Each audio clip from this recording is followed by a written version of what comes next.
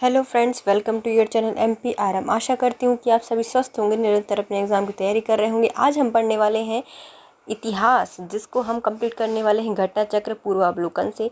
यह हमारे सभी एग्ज़ाम SI, रेलवे, कांस्टेबल, पटवारी और जिन भी एग्ज़ाम में GS आता है उन सभी के लिए ज़रूरी है। तो चलिए स्टार्ट करते हैं। आज हम पढ़ने वाले हैं बंगाल विभाजन 1905 में और स्वदेशी आंदोलन को हम कंप्लीट करेंगे। यदि आप हमारे चैनल पर नए हैं, अभी तक चैनल सब्सक्राइब नहीं किया है, तो चलिए गाइस पहले वीडियो देखिए। यदि आपको वीडियो यूज़फुल लगता है, अच्छा लगता है, तो वीडियो को लाइक कर दीजिएगा, कमेंट कर दीजिएगा और चैनल को सब्सक्राइब कीजिए, अपने प्यारे प्यारे फ्रेंड्स के साथ शेयर कीजिए। तो चलिए स्टार्ट करते हैं। बंगाल विभाजन 1905 और स्वदेशी आंदोलन।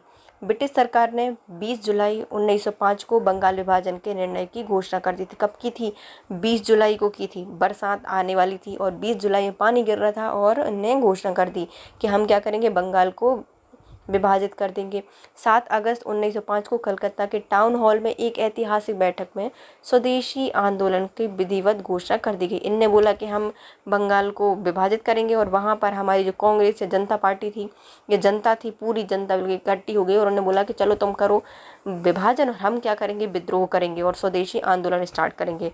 तो 7 अगस्त 1905 को कलकत्ता के टाउन हॉल में एक ऐतिहासिक बैठक हुई, जिसमें यह निर्णय लिया गया कि स्वदेशी आंदोलन का विधिवत घोषणा कर दी गई। इसमें ऐतिहासिक बहिष्कार प्रस्ताव पारित किया गया था। मतलब इसमें क्या करना है, अभी तक का जो बहिष्कार प्रस्ताव है उसको पारित किया गया था 1905 में 7 अगस्त कलकत्ता के टाउन हॉल में। इसी के बीच बाद में बंगाल के विभिन्न क्षेत्रों में बंगभंग विरोधी आंदोलन औपचारिक रूप से एकजुट होकर प्रारंभ हो गए। जैसे इसकी घोषणा हुई तो अलग अलग जो गुट थे उन्होंने भी आंदोलन स्टार्ट कर दिया और बंगभंग विरोधी आंदोलन औपचारिक रूप से एकजुट होकर प्रारंभ हो गए। 16 अक्टूबर 1905 को बंगाल विभाजन प्रभावी हुआ। कब हुआ है? 16 अक्टूबर को। तो 16 संस्कार के साथ तो नहीं, लेकिन 16 अक्टूबर को इन्हें बुलाया और बंगाल का विभाजन कर दिया। तो 16 अक्टूबर 1905 को बंगाल विभाजन प्रभावी हो गया। इस दिन पूरे बंगाल में शोक दिवस के रूप में मनाया गया, क्योंकि भैया विभाजित हो गया, टूट गया तो शोक तो होगा। तो बंगाल में मनाया गया शोक दिवस। रविन्द्रनाथ टैगोर के सुझाव पर संपूर्ण बंगाल में इस दिन को राखी दिवस के रूप में मनाया गया था। रविन्द्रनाथ टैगोर किताब लेकर आए थे, पढ़ते पढ़ते ने देखा कि यार बंगाल विभाजन हो रहा है, चलो राखियों से बांधो, तो राखी दिवस मनाया गया था रविन्द्रनाथ टैगोर के द्वारा। विभाजन के बाद बंगाल पूर्वी एवं पश्चिमी बंगाल में बट गया था। बंगाल को दो भागों में बांटा गया था। पहला आता है पूर्वी बंगाल और दूसरा आता है पश्चिमी बंगाल में बांटा गया था। पूर्वी बंगाल में क्या आता है, असम को मिलाकर एक नया प्रांत बनाया था। तो असम के पास में है पूर्व वाला, तो असम को मिलाकर एक प्रांत बनाया, जिसमें राजशाही, चटगांव और ढाका थे। तो भैया राजशाही सब चट कर करके ढाकी हुई राजशाही को चट कर गए असम वाले पूर्वी बंगाल में। राजशाही, चटगांव और ढाका इसमें सम्मिलित किए गए थे। इस प्रांत का मुख्यालय ढाका को ही बनाया गया था। विभाजन के दूसरे भाग में पश्चिमी बंगाल आता है, जिसमें उड़ीसा, बिहार को शामिल किया गया था। उड़ीसा में आई बिहार, वो भी किसकी? पश्चिम बंगाल की। तो पश्चिम बंगाल में शामिल किए गए थे उड़ीसा और बिहार। बंगाल का विभाजन लॉर्ड कर्जन के समय 1905 में किया गया था। तो किसने किया था? कर्ज लेकर हुआ था बंगाल का विभाजन, तो कर्जन के द्वारा किया गया था। और कर्जन का टाइम पीरियड कितना है? 1899 से 1905 तक ही रहे थे। Sir Andrews Henderson Leith Fraser भारतीय सिविल सेवा के अधिकारी थे। तो भैया कर्जन ने कौन थे? गवर्नर वायसराय थे भारत के। और जो आते हैं sir Andrews Henderson Leith Fraser, ये कौन थे? भारतीय सिविल सेवा के अधिकारी थे।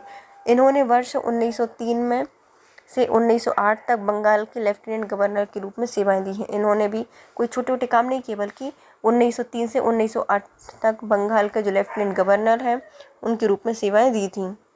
बंगाल विभाजन 1905 की घोषणा में इनकी महत्वपूर्ण भूमिका रही थी। तो इनने जो बंगाल विभाजन करवाया था इन्हीं के अंडर में हुआ था, क्योंकि ये बंगाल के क्या थे? लेफ्टिनेंट गवर्नर थे 1903 से 1908 तक। क्या नाम है? Sir Andrews Henderson Leith Fraser.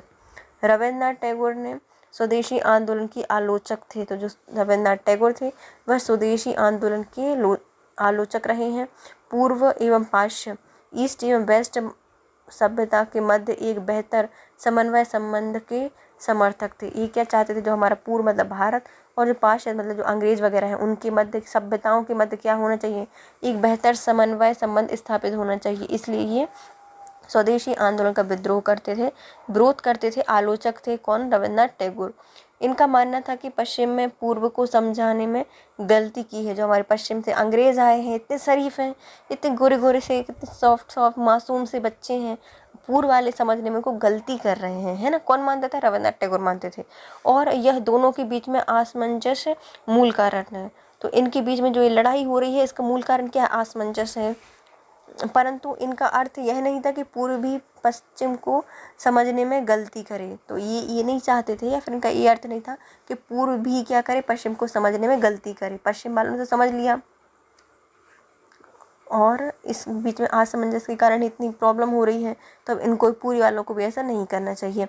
Bengal विभाजन के प्रस्ताव के विरोध में बांग्ला पत्रिका संजीवनी के संस्थापक कौन थे? कृष्ण कुमार मित्र ने अपनी पत्रिका 13 जुलाई 1905 को अंक में सर्वप्रथम सुझाव दिया था कि लोगों को सारे ब्रिटिश माल का बहिष्कार कर देना चाहिए और शोक मनाना चाहिए। तो सबसे पहले बहिष्कार का प्रस्ताव या फिर जो शोक का प्रस्ताव है वह किसके द्वारा रखा गया था?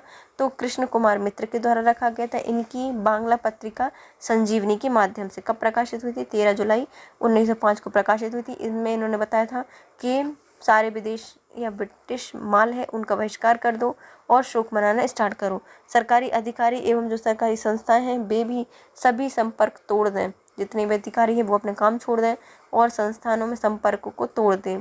इससे इस सुझाव का समर्थन बगैरहाट, जो कि मिलता जुलता 16 जुलाई 1905 को जनसभा द्वारा किया गया था। तो ये जो क्या है, इनकी संचार व्यवस्था को बाधित करना, इसी के समर्थन में किनके द्वारा?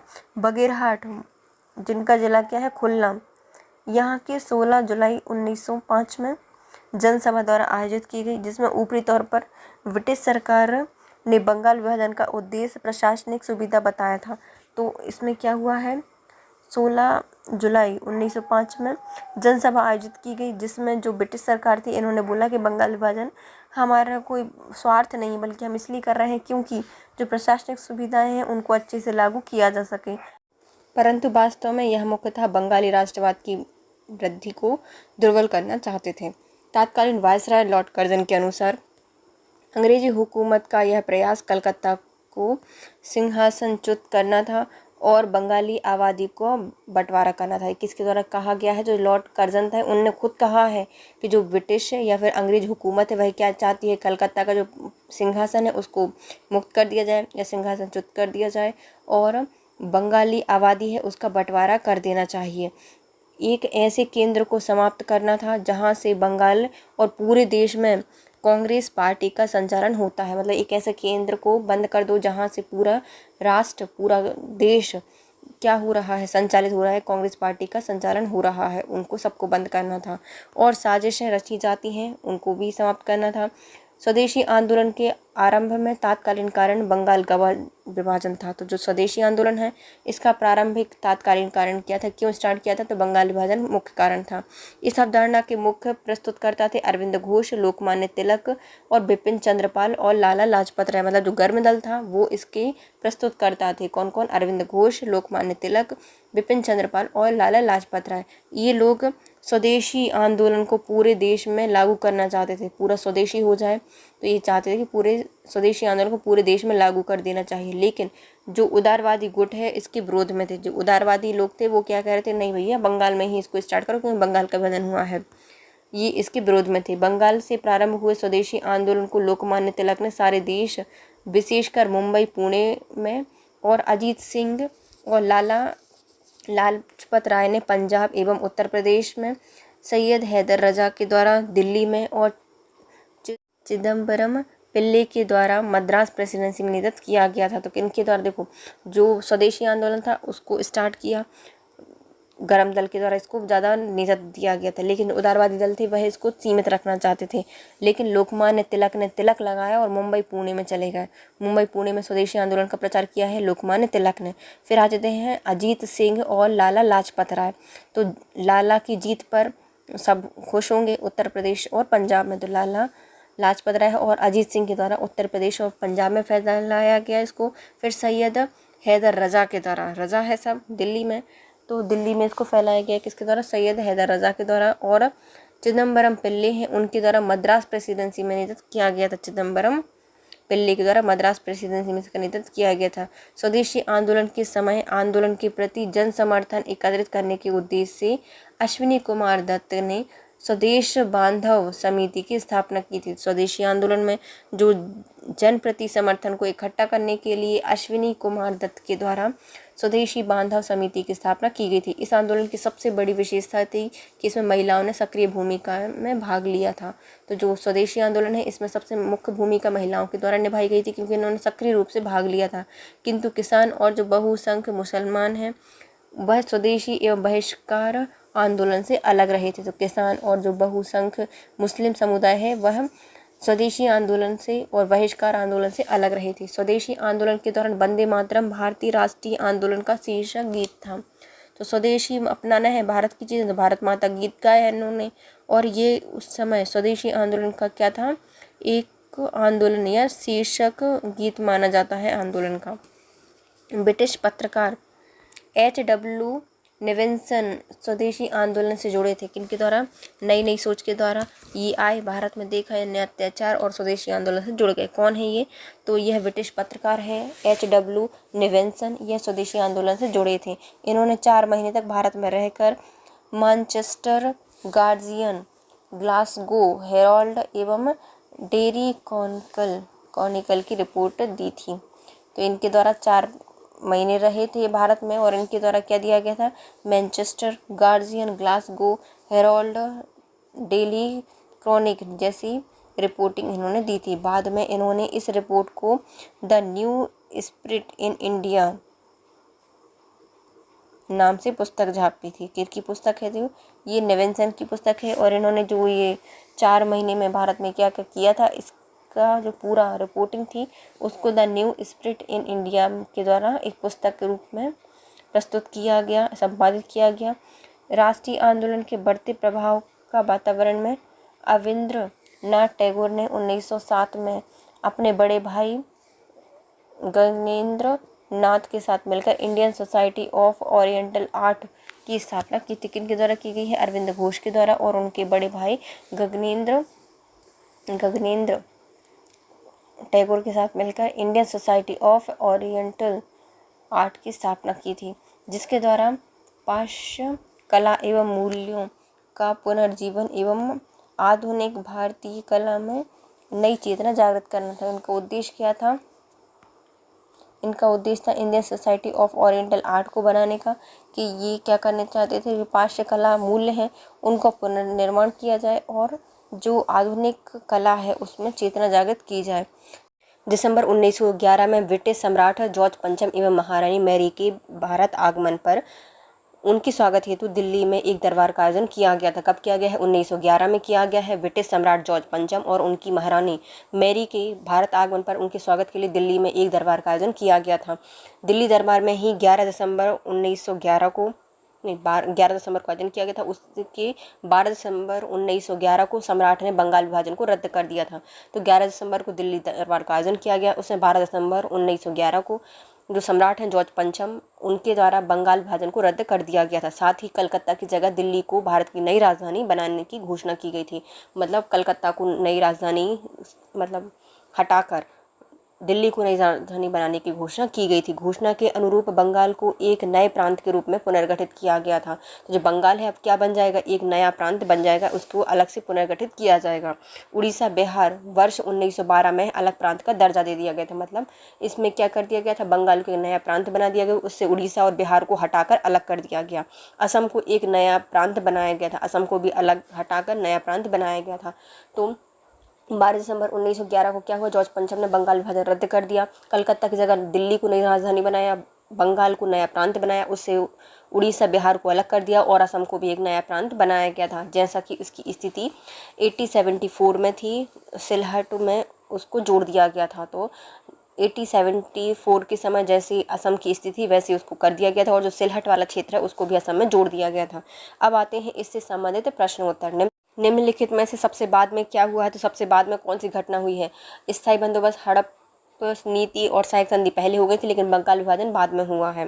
उपरोक्त घटनाओं में सर्वप्रथम 1793 में लॉर्ड कॉर्नवालिस के द्वारा स्थायी बंदोबस्त प्रणाली लागू की गई थी। लॉर्ड वेलेजली के द्वारा, जो कि 1798 से 1805 में भारतीय राज्य के अंग्रेजी राजनीतिक परिधि में लाने के लिए सहायक संधि प्रणाली का प्रयोग किया था। किसके द्वारा? लॉर्ड वेलेजली के द्वारा। फिर उसके बाद आते हैं डलहौजी।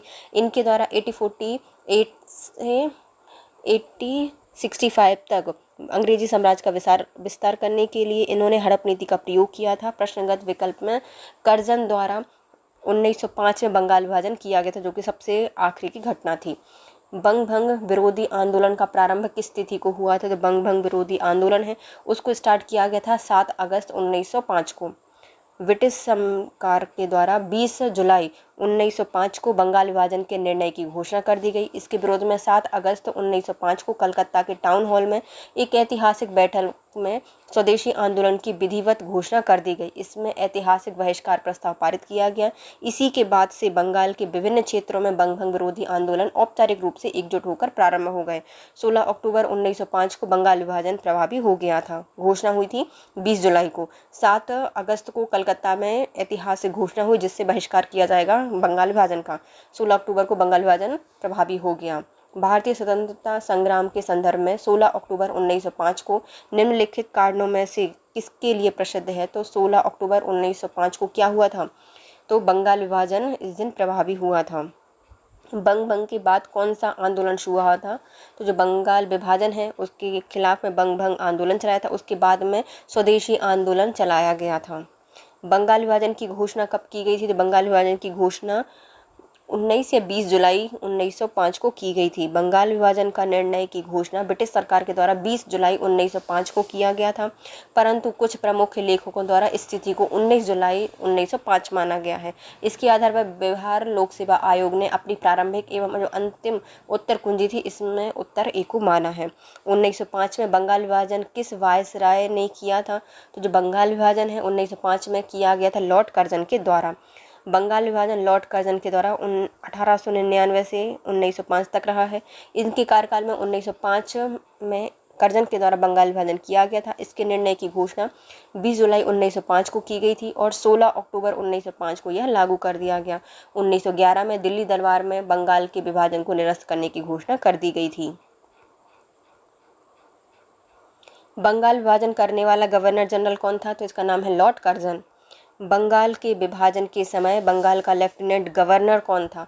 तो जब बंगाल विभाजन हुआ था वहाँ के लेफ्टिनेंट गवर्नर थे sir Andrews Fraser.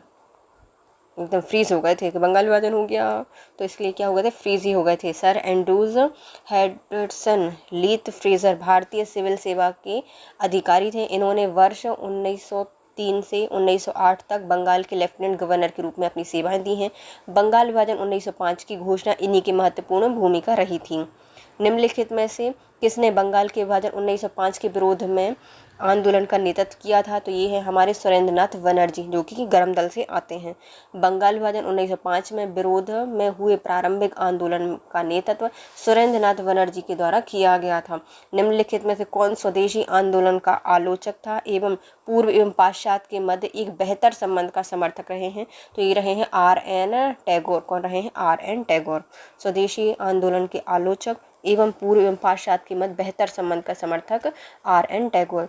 Rabindranath Tagore स्वदेशी आंदोलन के आलोचक थे एवं पूर्व और पाश्चात्य सभ्यताओं के मध्य एक बेहतर समन्वय संबंध के समर्थक थे रविन्द्रनाथ टैगोर। बंगाल में ब्रिटेन की वस्तुओं के बहिष्कार का सुझाव सर्वप्रथम किसने दिया था? तो यह सुझाव दिया गया था कृष्ण कुमार मित्र के द्वारा। मित्र ने बोला कि भैया ब्रिटेन की जितनी वस्तुएं उनका सबका बहिष्कार कर दो, तो कृष्ण कुमार मित्र के द्वारा यह समर्थन या सबसे पहले विचार दिया गया था। बंगाल में ब्रिटेन की वस्तुओं के बहिष्कार का सुझाव सर्वप्रथम बांग्ला पत्रिका संजीवनी के संस्थापक कृष्ण कुमार मित्र ने अपनी पत्रिका 13 जुलाई 1905 के अंक में दिया था। ब्रिटिश वस्तुओं के बहिष्कार को राष्ट्रीय नीति के रूप में कब अपनाया गया था? राष्ट्रीय नीति के रूप में अपनाया गया था 1905 में।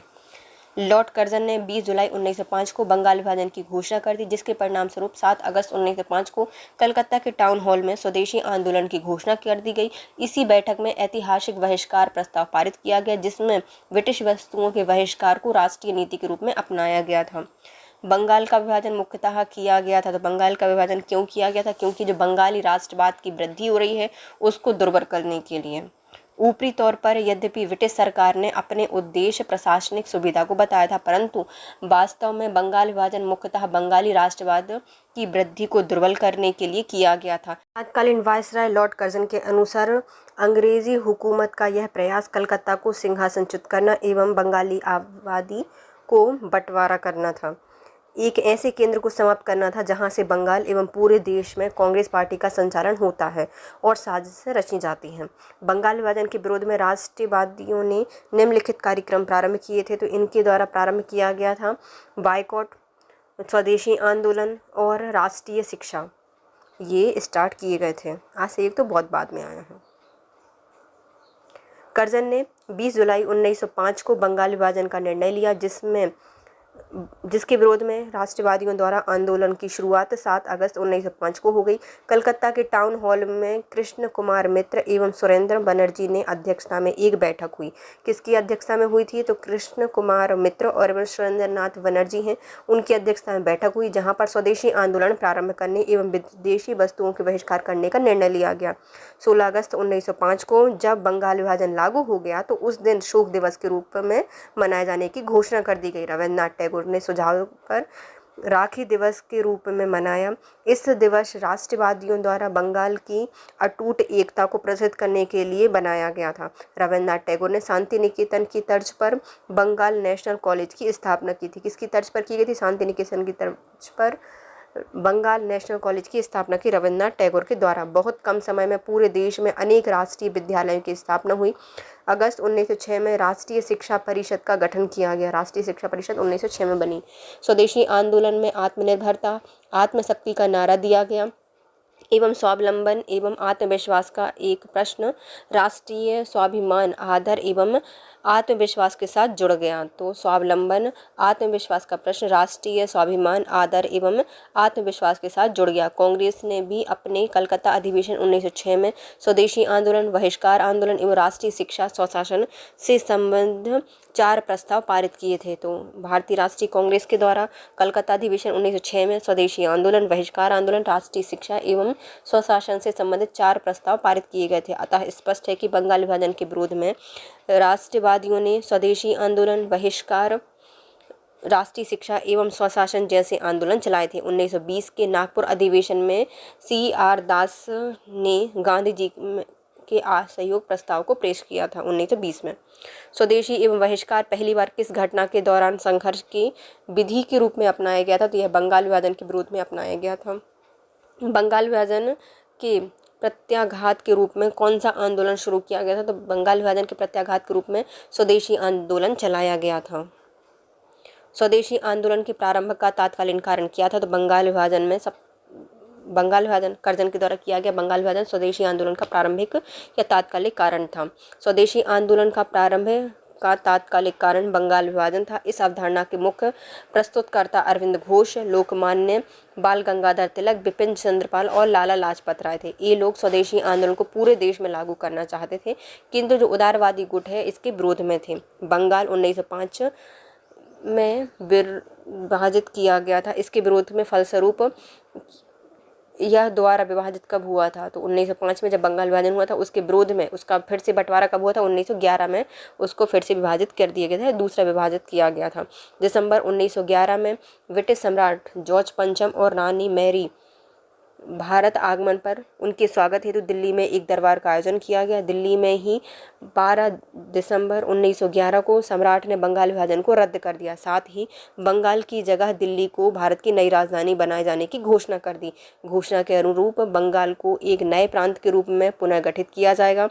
उड़ीसा तथा बिहार को इससे अलग कर दिया गया। असम को एक नया प्रांत बनाया गया, जैसी उसकी स्थिति 1874 में थी, तथा सिलहट को इसमें जोड़ दिया गया। 1905 में लॉर्ड कर्जन द्वारा किया गया बंगाल विभाजन कब तक बना रहा? तो जब सम्राट जॉर्ज पंचम द्वारा दिल्ली में 1911 में 12 दिसंबर है ना 1911 में शाही दरबार में कर्जन के अधिवेशन को निरस्त किए जाने तक बंगाल विभाजन लागू रहा। लॉर्ड कर्जन ने 1905 में किया गया बंगाल विभाजन रद्द कब हुआ था? तो 1911 में हुआ था। भारतीयों के विरोध के कारण बंगाल को फिर से कब एकीकृत कर दिया गया था? तो 1911 में फिर से रद्द कर दिया गया था, एकीकृत कर दिया गया था। मद्रास में स्वदेशी आंदोलन का नेतृत्व किसने किया था? तो मद्रास में स्वदेशी आंदोलन का नेतृत्व किया गया था चिदम्बरम पिल्लई के द्वारा किया गया था। बंगाल में प्रारंभ हुए स्वदेशी आंदोलन का लोकमान्य तिलक ने सारे देश विशेषकर मुंबई, पुणे में अजीत सिंह एवं लाला लाजपत राय के द्वारा पंजाब एवं उत्तर प्रदेश में, सैयद हैदर रजा के द्वारा दिल्ली में तथा चिदम्बरम पिल्लई के द्वारा मद्रास प्रेसिडेंसी में नेतृत्व किया गया था। निम्नलिखित में से किसने स्वदेशी आंदोलन का नेतृत्व दिल्ली से किया है? तो दिल्ली से किया गया है किनके द्वारा? सैयद हैदर रजा के द्वारा। निम्नलिखित में से 1905 में स्वदेशी आंदोलन में मुख्यतः अप्रभावित रहे थे, कौन रहे थे? तो कृषक और जो मुस्लिम हैं वो इससे अप्रभावित रहे थे, जबकि महिलाओं ने इसमें बहुत ज़्यादा बढ़ चढ़ के भाग लिया था और बुद्धिजीवी वर्ग भी इसमें शामिल थे। कर्जन ने 20 जुलाई 1905 को बंगाल विभाजन की घोषणा कर दी, जिसके परिणाम स्वरूप 7 अगस्त 1905 को कलकत्ता के टाउन हॉल में स्वदेशी आंदोलन की घोषणा कर दी गई। इस बैठक में ऐतिहासिक बहिष्कार प्रस्ताव पारित किया गया। स्वदेशी आंदोलन के समय आंदोलन के प्रति जन समर्थन एकत्रित करने के उद्देश्य से अश्विनी कुमार दत्त ने स्वदेश बांधव समिति की स्थापना की। तिलक एवं लाला लाजपत राय, अरविंद घोष ने पूरे देश में स्वदेशी एवं बहिष्कार का प्रचार किया। इस आंदोलन की सबसे बड़ी विशेषता थी कि महिलाओं का इसमें सक्रिय रूप से भाग लेना, किंतु कृषक एवं जो बहुसंख्यक मुस्लिम समुदाय है वह स्वदेशी आंदोलन में बहिष्कार आंदोलन से अलग रहे थे। निम्नांकित में से किस आंदोलन के दौरान वंदे मातरम भारतीय राष्ट्रीय आंदोलन का शीर्षक गीत बना था? तो ये था स्वदेशी आंदोलन के समय। स्वदेशी आंदोलन के दौरान 16 अक्टूबर 1905 का दिन, जिस दिन बंगाल विभाजन प्रभावी हुआ था, पूरे बंगाल में शोक दिवस के रूप में मनाया गया। घरों में चूल्हा नहीं जला, लोगों ने उपवास रखा और कलकत्ता में हड़ताल घोषित कर दी गई। जनता ने जुलूस निकाले, सवेरे जत्थे के जत्थे लोग गंगा में स्नान किया और फिर सड़कों पर वंदे मातरम गीत गाते हुए प्रदर्शन करने लगे। वंदे मातरम इस आंदोलन का शीर्षक गीत बना। लोगों ने एक दूसरे के हाथ में राखी बांधी और यह जताने के लिए कि बंगाल को बांटकर अंग्रेज उनकी एकता में दरार नहीं डाल सकते। स्वदेशी की भावना से ओतप्रोत भारत के चरमपंथी राष्ट्रवादी आंदोलनकार के संदर्भ में निम्नलिखित में से कौन सा कथन सही नहीं है बताना है? लियाकत अली या लियाकत हुसैन के द्वारा बलीसार में मुस्लिम कृषकों ने आंदोलन का नेतृत्व किया था। तो ये मुस्लिम तो इससे पहले दूर थे, तो ये तो पहला गलत हो जाएगा। 1889 में राष्ट्रीय शिक्षा की योजना सतीश चंद्र मुखर्जी द्वारा प्रस्तुत की गई थी। तो 1889 में जो राष्ट्रीय शिक्षा है उसकी घोषणा या योजना सतीश चंद्र मुखर्जी के द्वारा प्रस्तुत की गई थी, तो पहला सही हो जाएगा। बंगाल नेशनल कॉलेज की स्थापना 1906 में हुई थी, जिसके प्रधानाचार्य अरविंद घोष थे। बंगाल नेशनल कॉलेज की स्थापना 1906 में हुई थी और इसके प्रधानाचार्य कौन थे? अरविंद घोष थे। रविन्द्रनाथ टैगोर ने आत्मशक्ति की उपासना का उपदेश दिया था, जिसका मुख्य उद्देश्य गांव का सार्वजनिक एवं आर्थिक पुनरुद्धार था। तो वही पहला वाला गलत हो जाएगा, क्योंकि बलीसार के मुस्लिम किसानों के आंदोलन में इनका नेतृत्व अश्विनी कुमार दत्त थे। तो जो बलीसार है वहाँ के जो मुस्लिम किसान थे उनके आंदोलन के नेतृत्वकर्ता कौन थे? अश्विनी कुमार दत्त थे। और 1889 में जो हमारी राष्ट्रीय शिक्षा है योजना है उसको सतीश चंद्र मुखर्जी के द्वारा तैयार की गई थी, क्योंकि 30-30 नंबर के क्वेश्चन होते हैं, तो राष्ट्रीय शिक्षा में भी 30-30 हो गए। सतीश चंद्र मुखर्जी के द्वारा 1889 में राष्ट्रीय शिक्षा योजना बनाई गई थी। और बॉम्बे नेशनल कॉलेज की स्थापना 1906 में हुई थी, जिसके प्रधानाचार्य कौन थे? अरविंद घोष थे। रविन्द्रनाथ टैगोर ने आत्मशक्ति की उपासना का उद्देश्य दिया था और जिसका उद्देश्य क्या था? जो गाँव का सार्वजनिक और आर्थिक पुनरुद्धार किया जाए। स्वदेशी आंदोलन के संबंध में निम्नलिखित में कौन सा कथन सही नहीं है बताना है ना? कौन सा सही नहीं है? कुछ विशिष्ट मुसलमान आंदोलन में शामिल हुए थे, तो ये सही है कि जो कुछ विशिष्ट मुसलमान थे वो स्वदेशी आंदोलन में शामिल हुए थे। स्त्रियों ने आंदोलन में सक्रिय भागीदारी निभाई थी, तो ये भी सही है। आंदोलन में बंगाल के किसानों को ना तो अधिक प्रभावित किया था और ना ही उसमें शामिल हुए थे, तो ये भी सही है। बंगाल विभाजन तक ही सीमित था, यह बंगाल तक ही सीमित था। बंगाल विभाजन तो ये गलत हो जाएगा। स्वदेशी आंदोलन बंगाल में नहीं बल्कि बहुत सारे नासिक, मद्रास, पंजाब, दिल्ली सब में फैला हुआ था। मुंबई, पुणे में भी इसका विस्तार हुआ था। स्वदेशी आंदोलन समाज के विभिन्न तबकों की कुछ विशिष्ट मुसलमानों को ही अपने साथ में ले सका था। पहली बार इस आंदोलन में स्त्रियों घर से निकलनी थी और प्रदर्शन में हिस्सा लेने लगी थीं। धरने पर बैठने लगी थी, परंतु इस आंदोलन के द्वारा बंगाल के किसानों को प्रभावित नहीं किया गया था। केवल बलिसार के ही इसमें अपवाद रहे थे। मुख्यतः यह आंदोलन शहरों के उच्च एवं मध्यम वर्ग तक ही सीमित रहा था। स्वदेशी आंदोलन केवल बंगाल तक ही सीमित नहीं रहा था, बल्कि लाला लाजपत राय, बाल गंगाधर तिलक, अरविंद घोष ने पूरे देश में इसका प्रचार प्रसार किया था। स्वदेशी आंदोलन के संदर्भ में निम्नलिखित कथनों पर विचार कीजिए। इसकी देसी शिल्पकारों के कौशल एवं उद्योग को पुनर्जीवित करने में योगदान किया था। तो ये सही है। स्वदेशी आंदोलन ने क्या किया था? जो देसी शिल्पकार हैं उनके कौशल को, उद्योगों को पुनर्जीवित करने का कार्य किया था या योगदान दिया था। स्वदेशी आंदोलन के एक अवयव के रूप में राष्ट्रीय शिक्षा परिषद की स्थापना की गई थी। तो ये भी सही है।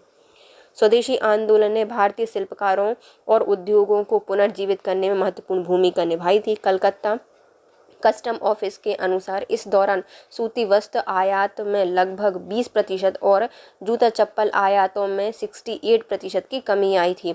हथकरघा उद्योग, रेशम एवं वस्त्र उद्योग, लोहा इस्पात उद्योग, चमड़ा आदि को इससे व्यापक प्रोत्साहन मिला था। स्वदेशी आंदोलन के दौरान 1906 में राष्ट्रीय शिक्षा परिषद का गठन किया गया, जो कि स्वदेशी आंदोलन का मुख्य घटक था।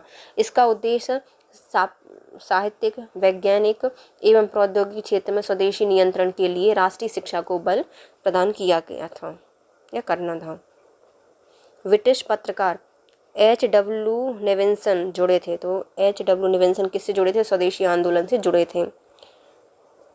ब्रिटिश पत्रकार H.W. नेविल्सन स्वदेशी आंदोलन से जुड़े हुए थे। इन्होंने 4 महीने तक भारत में रहकर Manchester, guardian, Glasgow Herald, dairy Chronicle के लिए रिपोर्टिंग की थी। बाद में इन्होंने इन रिपोर्ट को the new spirit in India के नाम से पुस्तक के रूप में संपादित किया था। भारत की प्राचीन कला परंपराओं को पुनर्जीवित करने के लिए एक Indian society of oriental art की स्थापना किसके द्वारा की गई थी? तो यह अवनींद्रनाथ टैगोर के द्वारा की गई थी। भारत की प्राचीन कला एवं परंपराओं को पुनर्जीवित करने के लिए Indian society of oriental art की स्थापना की गई थी अवनींद्रनाथ टैगोर के द्वारा। राष्ट्रीय आंदोलन के बढ़ते प्रभाव का वातावरण में अरविंदनाथ टैगोर ने वर्ष 1907 में अपने बड़े भाई गगनेंद्र नाथ के साथ मिलकर Indian society of oriental art की स्थापना की, जिसके द्वारा पाश्चात्य कला मूल्यों का पुनर्जीवन एवं आधुनिक भारतीय कला में नई चेतना जागृत हुई थी। इसके साथ हमारा आज का टॉपिक कंप्लीट होता है गाइस। यदि आपको वीडियो थोड़ा सा भी यूज़फुल लगा है तो प्लीज़ गाइस पहले वीडियो को लाइक कीजिए, कमेंट कीजिए, अपने प्यारे प्यारे फ्रेंड्स के साथ शेयर कीजिए और चैनल सब्सक्राइब कीजिए। Thank you so much guys, have a nice day.